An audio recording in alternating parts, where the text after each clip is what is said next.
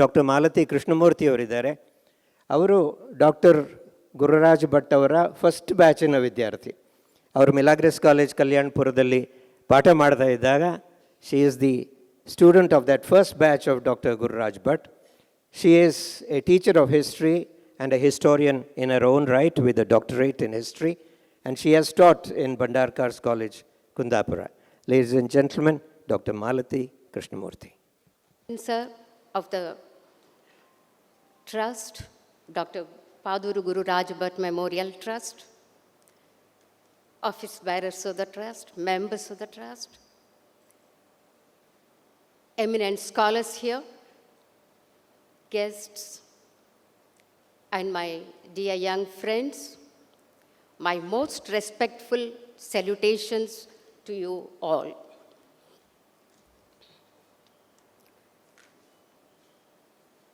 At first, let me thank wholeheartedly the chairman of Dr. Gururaj Bhat Memorial Trust, Professor Tantri sir, and the members of the trust for reposing the trust in me that I can do some justice to the memory of Dr. Gururaj Bhat on this occasion of his birth centenary.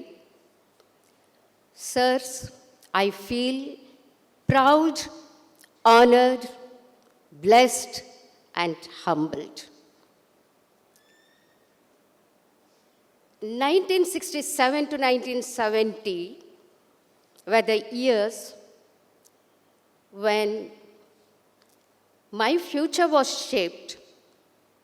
Those were the formative years of my life as I had entered the first BA stream in the newly born Milagres College of Kalyanpur, where Professor Gururaj Bhat at the same time had taken over the stewardship of the institution as the principal of that newly born college. Well, it had been totally new for me, coming from a very traditional family from a remote village.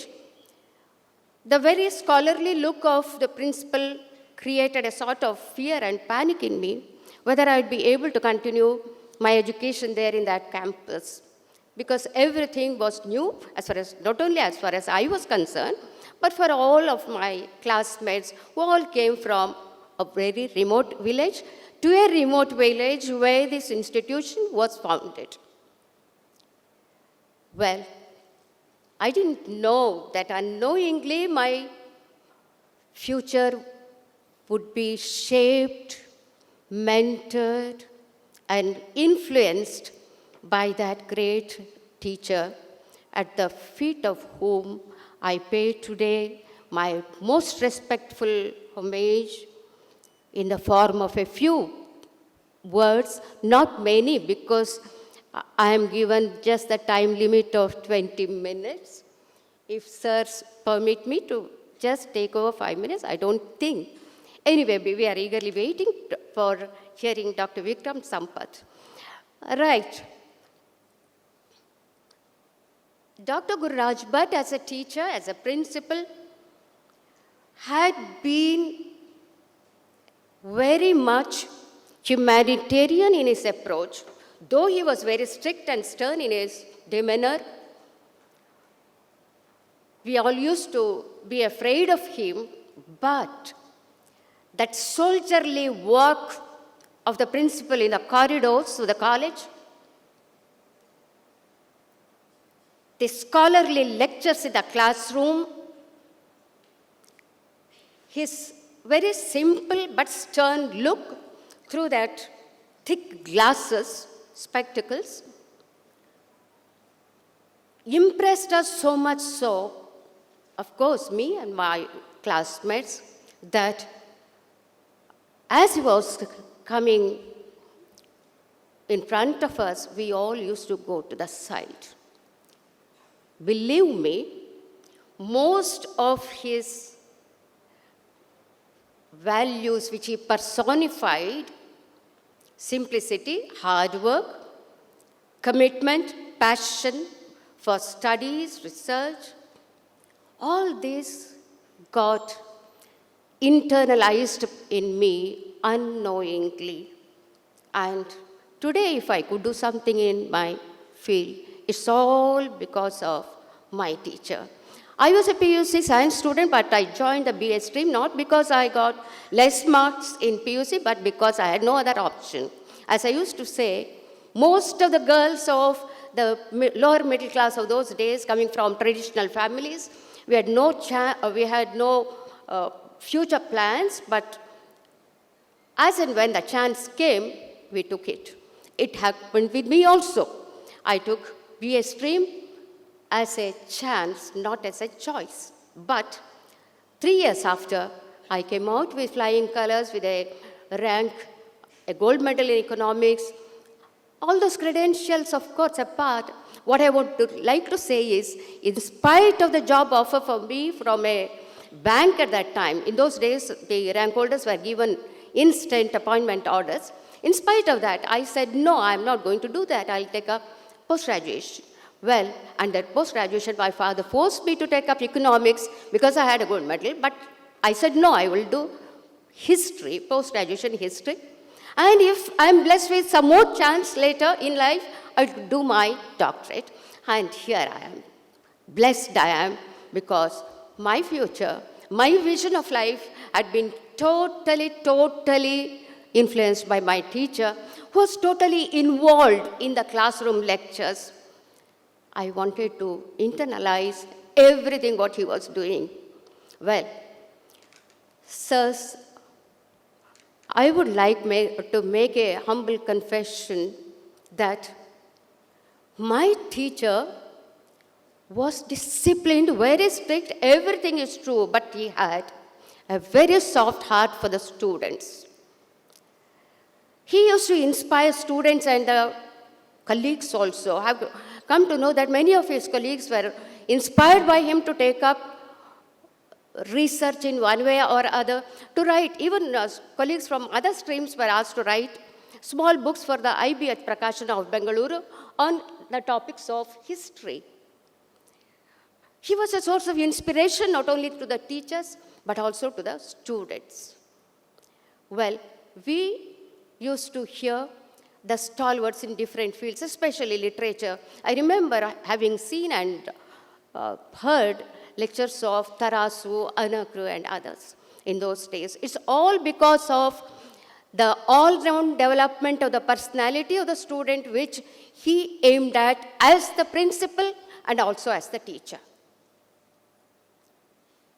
Well, it was not a very happy childhood for him because born and brought up in a remote village of Paduru, born on 15 June 1924 in a traditional Brahmin family, as the fifth child of the 6 children family parented by Srinivas Tantri and Radha. He was brought up in the midst of hardships, but financial hardships never deterred him from continuing his education. After the 3 years in the mission school of Padur, till the 3rd standard, he was to continue his high school education in Karkala Board High School because of the support given by his maternal uncle and also his elder brothers. Financial hardships did not come in his way of pursuit of knowledge. He had his high school education in the Board High School Karkala, where perhaps he did feel that there was a scope for studying further in the midst of the historical monuments around Karkala and Moodbidre. After SSLC, he joined as an untrained teacher in Attur school, St. Lawrence High School. He worked for some time as an untrained teacher. Thereafter, for some months, as a compounder in a local clinic. Thereafter, he completed his training and joined Jain High School in Moodbidri as a teacher. In between, he also worked as a clerk for some time in a sub-registrar's office. Well, I would like to point out that learning and earning are not new concepts. As very often we say, it used to be the compulsions of those days. As the teacher in Jain High School, he completed his intermediate, his BA, PT, all private. And then he also did his post-graduation in history from the Banaras Hindu University. And once he completed that, he joined MGM College as the lecturer in history, where he worked for nearly 9 years. And in 1967, he joined Milagres College as the principal. There he worked for 9 years, from 1967 to 1976, in which year he took VRS, and after 2 years, he passed away. The light was gone from the world of historical research, which felt a vacuum for quite long. When we consider his contributions to historical research for 15 to 20 years, we will definitely feel that the light had gone out, especially in the field of epigraphy and iconography. Even now, we don't have a person to fill in the vacuum. In the field of sculptures especially, he had done monumental research work for which there had been no parallel so far. Excuse me if my knowledge is limited. As a researcher, it had been a committed, passionate journey. His was an interdisciplinary study, starting from mythology, Sthala Puranas, Bhutala Pandyana Kattu, this Parashurama Charitre, all those. He also accessed those different disciplines like sociology, ethnology, art and architecture, epigraphy, iconography, place names, different branches, which meant that what he had in his vision was not the whole and soul just of a path to trace history, but a comprehensive history of Tulunadu. He writes that he happened to read Ganapati Rao Aigar's book published in 1923, Dakshina Prachina Itihasa, which inspired him to take up research. He writes in his book, I happened to enter the field of research by accident. I happened to read this book in 1953, and that made me to think there is a field for lot of historical research. It's very rich as far as the cultural treasures are concerned. And then he also read Dr. Bhaskaranand Salatore's work, History of Karnataka, History of Tulu, Ancient Karnataka, History of Tuluva. He had discussions with Manjeshwara Govindapai. He discussed with many other scholars about the cultural history of Tulunadu. But he felt that whatever work had been done so far was incomplete. And he took upon himself the responsibility of collecting, analyzing, systematically documenting whatever he found with regard to the history and culture of Tulunadu. Some of the main contributions of Dr. Gururaj Bhat can be summarized as follows. First, Tulunadu, Tuluva, the word Tulu has a synonym in Turu. South Canara, or what we call Dakshina Kannada district of the erstwhile days, was Tulunadu. Tulu having a synonym to Turu. That is one of his important findings which he used to stress. Alupas were the earliest dynasty to rule over for a long time, more than 700 years, in this Tulunadu. And about the social denominations of the Tuluva society, he said the Billavas and Mogeras, regarding the social stratification, he says Billavas and Mogeras as the earliest settlers, Nadavas and the Nayars, next Brahmanas and the Jains as the third category, the three sections of the Tuluva society. What's quite interesting with regard to their social stratification and the social structure of the Tuluva society is that, unknowingly or knowingly, I don't know, but he traces a theory of, a pattern of evolution there. Billavas and the Mogeras being connected with the hunting and the fishing stage, Nadavas and Nayars connected with the agricultural stage, Brahmanas and the Jains with the Aryanization state. There may be debates about the term Aryanization. I'm not going to venture on that. But that's what we find in the diagrammatic representation of the Tuluva society at that time, as found in his book. We see that. Well, he says that there were immigrations of many groups, social groups, communities into Tulunadu at different stages of history. And this issue of immigration into Tulunadu, it is still a matter of research. There is a lot of scope for this issue of immigration. And this has been pointed out by Dr. K.V. Ramesh also. This issue, even he tries to trace, excepting Billavas and Mogeras, rest of the communities he associates with certain groups, communities which have come from the other parts.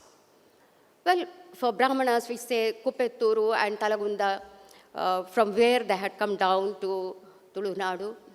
Jains, after the conversion of Vishnuvardhana to Bittiga to Vaishnavism, Jains used to come to the south and to Tulunadu in large numbers. All this, the issue of immigration is a topic which I feel that the students of sociology and history definitely can seriously think of, and my teacher has shown the path for that. Now, coming to the field of his excavations. Well, in his book, Studies in Tuluva History and Culture, that monumental work, he writes about 88 inscriptions he had explored. He gives a long list of all those as the primary sources for his book. I'll highlight a few. The Belmannu copper plate, which he discovered, is considered as the most ancient copper plate in Kannada. From the point of view of its historical importance, linguistic, political, and as an epigraphical source for identifying the royal emblem of the Alupas, the twin fish. This record is very, very significant, and it is to the credit of my teacher that the exploration, the unearthing of this copper edict has been ascribed. Likewise, he also discovered the inscription at Japti in Kundapur, Varanga, then Kadandale, referring to the construction of a Subramanya temple, the earliest of that. The Tulu scripted, Kannada lettered inscription of Kedwase. My memory may be a bit, am I right, sir? Guys, sir? Yes, okay. And a number of inscriptions for that matter regarding the spread of Jainism had been discovered by him. It was Dr. G.S. Ghai, the chief epigraphist of India of that time, who said that epigraphy is the indispensable tool for chronological inferences in history of South Canara, or Tulunadu. He studied epigraphy mainly on the inspiration of Dr. G.S. Ghai. He says that. He also admits that from Mukunda Prabhu he learnt about iconography. Why I want to stress these points is he tried to get information to substantiate his findings in different fields. As a result of the epigraphical explorations, many of the remote villages of Tulunadu came to be immortalized in the history of Tuluva culture and history. But for this, today we might not have come across the names of Japti or other places in Tulunadu. Hattiyangadi, Barkuru, Udyavara, all these places got historical importance and got immortalized in the history of Tulunadu because of the explorations of Gururaja Bhat. Regarding temples, a lot of work has been done by him.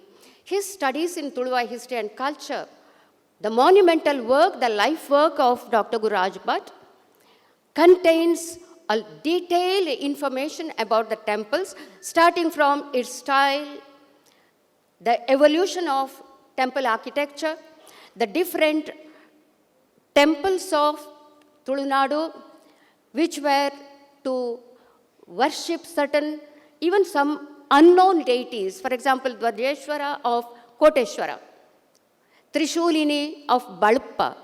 These are some uncommon deities. With regard to architecture, it is not merely the style of the architecture of the temple that he studies, but he also keeps in mind the evolution of the religions in Tulunadu. Shaivism was the earliest religion. Later, Vaishnavism entered. Of course, there were other religions too. Shiva, Shakta, Durga, Saura, Kartikeya, all these worship cults were there. Nathapanta. Accordingly, connected with these, there used to be a number of temples which he explored. And at the same time, he tried to trace the evolution, starting from the temples with very, very rude beginnings like muddy walls and thatched roofs. Later, expansion of the temples. Still later, in the profuse ornamentation of the sculptures of the images of gods worshipped there, the expansion of the temple structure itself, he studies, starting from the balustrades or the anekalu at the entrance to the kalasha of the temple, the expanded form of temple. He says that all the 4 types of temples in the evolution pattern, Chaturashra, the Gajaprashta, Chaturashra, Dirgha Chaturashra, Mandala, all these 4 types of temples in the evolutionary path of temple construction, we had examples enough in Tulunadu. It will take a lot of time if I am to explain each one of them. I'll pass on to sculpture next. Perhaps the greatest contribution of Dr. Gururaja Bhat was in the field of iconographic monuments of Tulunadu. We find the different pictures of the images of the icons worshipped by the followers of Shaivism, Vaishnavism, Shakta, Jaina and Buddhist cult, given in a very beautiful, detailed manner in his work. What is striking is, I would like to say one thing, that if at all, over the years, any image is missing of that original period, we have in his book the photograph of the original image. That is the significant contribution of Dr. Gururaj Bhat. Otherwise, you won't have, because we all know that temples of that period, historical period, the images, the icons are definitely not in the same form, just as the religions also are not in the same pure form of those days. Everything had changed. A lot of intermingling of the religions, the communities had taken place. Along with that, the religious practices, rituals, even the construction patterns have changed.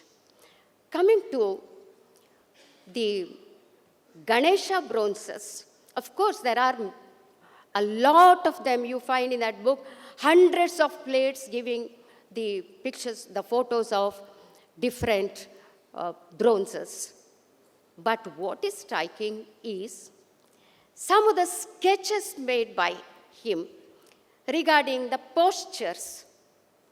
Samabhanga, Ganesha bronzes of Samabhanga, standing pose, Tribhanga, with headdress, without or with Prabhavali, ornamentation. From the rude beginnings where there was no shape to Ganesha, he quotes Anegudde Ganapati, for example. He has a photograph of that, wherein it is almost a circular big stone worshipped as Ganapati. There is also a Ganapati Vigraha wherein a Ganesha Mandala, Ganapati Mandala on the Linga.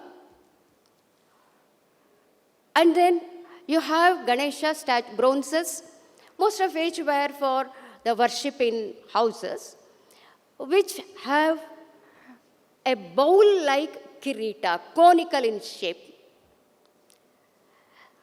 All these, a lot of such differences we can see in the photographs given by him. What I want to stress is, of course, the detailed explanation you may find in the books. What is significant is the man's passionate concern for each and every minute detail of every monument that is studied, be it a temple or an icon or a bronze, whatever.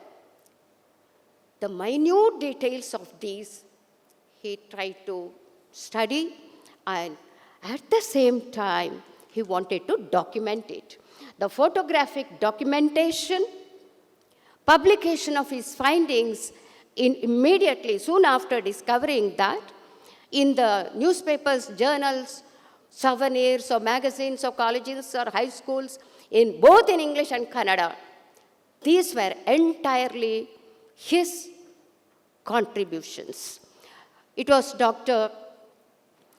A. Sundara who said that, I remember only 2 scholars who have done this sort of work soon after exploring or discovering an image or a temple or a historical monument, taking a photograph and publishing the details in the newspapers or the journals. And these 2 were Dr. H.D. Sankalia and Professor Gururaj Bhat.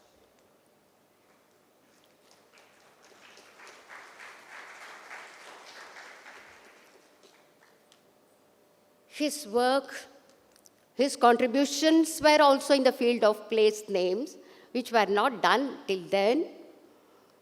Place names. A number of, in his work, Tulunadu, he writes an article, ಸ್ಥಳನಾಮಗಳು ಹೇಳುವ ತುಳುನಾಡ ಚರಿತ್ರೆ. 31 classifications he does, based on animals, plants, parts of the limbs, then geological conditions like the color of the soil, elevation, ponds, and all that. All that he tries to explain, and I would like to say that he had given a key for decoding the place names according to the suffixes and prefixes of those places. Finally, about awards. You may ask me how many awards he got. For the 20 years of work, for the monumental works which he had published, how many awards he got? He got only Devaraj Bahadur Charities Award for his Tulunadu work. And then the Dhar University of Germany invited him for research and a lecture. American Library Congress purchased 30 books on the release of studies in history and studies in Tuluva history and culture.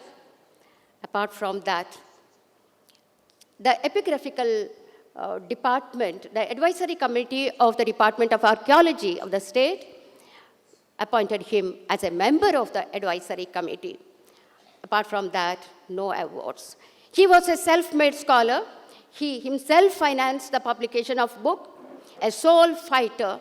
But I'm happy that today, his family, his children, the trust is doing a lot of work by honoring a great scholar of national reputation and is awarding a huge prize in the name of Paduru Gururaja Bhat. May their tribe increase. Thank you very much for this opportunity given to me and also to the patient hearing. Thank you very much. Dr. Malathi Krishna Moorthy has, in her own inimitable way, brought home to us the significance of a historian of the caliber of Dr. P. Gururaja Bhat.